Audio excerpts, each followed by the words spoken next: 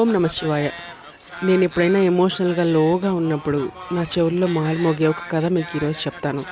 ఒక రాజు ఉండేవాడు. ఆ రాజు దగ్గర అష్టలక్ష్ములు కొలువై ఉండేవారనమాట.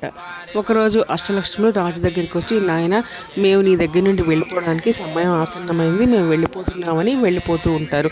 రాజు అలా చూస్తూ ఉండిపోతాడు. చివరికి ధైర్యలక్ష్మి వెళ్ళిపోయేటప్పుడు మాత్రం రాజు ఆమె కాళ్ళు గట్టిగా పట్టుకుంటాడు.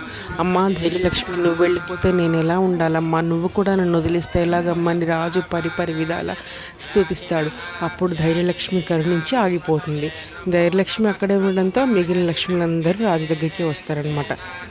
దీని ద్వారా మనం ఏం తెలుసుకోవాలంటే, ఎవరు మనల్ని వదిలేసినా, వెళ్ళిపోయినా, డబ్బు పోయినా, ఆస్తులు పోయినా, లేకపోతే కొన్ని సంబంధాలు, కొంతమంది మనుషులు దూరం అయిపోయినా సరే, మనం ధైర్యం కోల్పోకుండా ఉంటే తిరిగి అన్నీ మన దగ్గరికి వస్తాయని కథలో నీతి అనమాట. ఇది నాకు చాలా నచ్చి నేను ఇన్స్పైర్ అయిన కథ. మీకు నచ్చితే లైక్ చేయండి. Thank you.